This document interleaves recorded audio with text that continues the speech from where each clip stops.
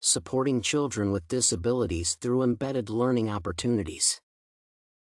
There are several practices in support of children with disabilities or suspected interruptions through embedded learning. This paper discusses the 4 objectives as presented in the webinar. Consider where and when infants and toddlers learn. Infants and toddlers require specialized trained professionals or extremely experienced individuals to understand their learning process. According to the webinar, toddlers learn virtually everywhere. They learn at home while with their parents or caregivers. Here, the parents observe them well and can easily tell a learning toddler. They also learn at the childcare center or home-based programs.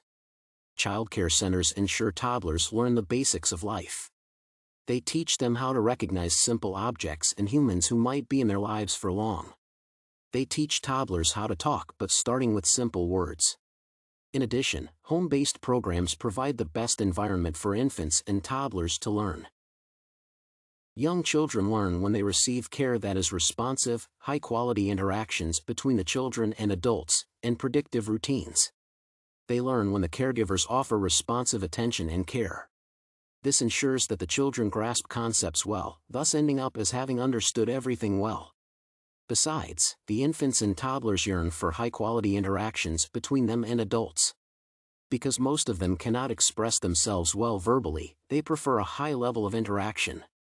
This ensures there is proper learning and thus grasping of several concepts. Children at this age also prefer predictive routines where they repeat most of the things to which they are used.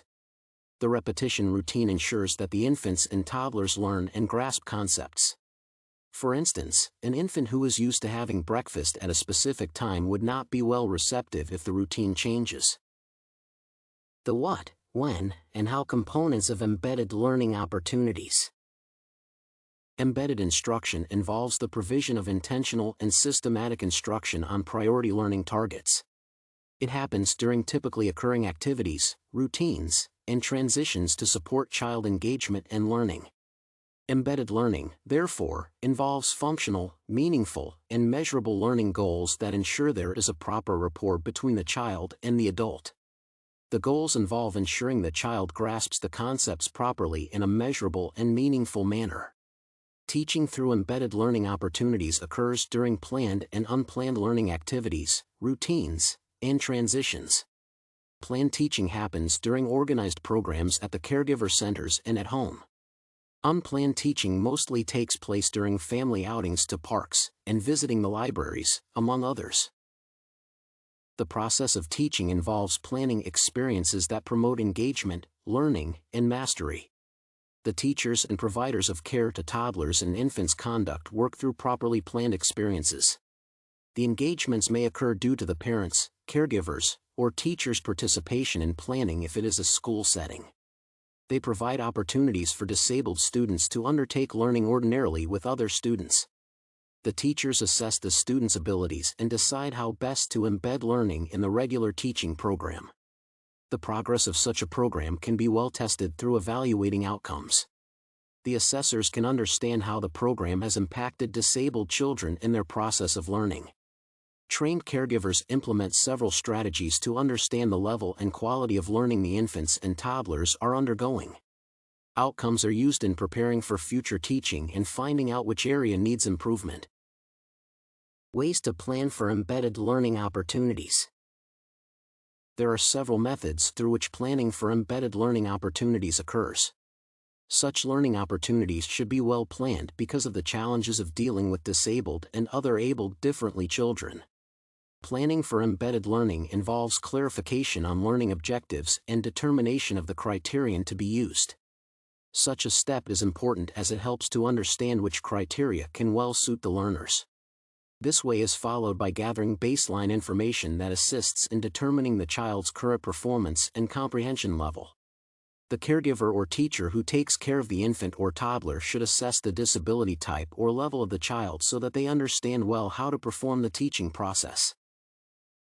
Another way of planning is periodically checking with other caregivers to handle children with such disabilities.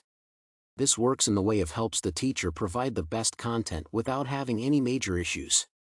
Many teachers and caregivers roll out embedded learning opportunities without properly understanding the best way of handling such conditions. There is also the designing of instructional interaction, which is significant in comprehending what will happen during the teaching process. The caregiver will understand beforehand the best actions which will occur during the teaching process. Such is critical in ensuring the teachers begin the process while well prepared for what awaits them ahead. Therefore, it is significant for everyone involved in embedded learning to plan before commencing the learning process. Such a move is critical in ensuring the process lacks any major challenges. Strategies to support infants and toddlers with disabilities or suspected delays across all learning settings.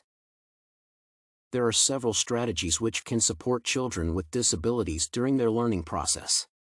First, teachers can physically accompany the children to play to enjoy equal opportunities like other children.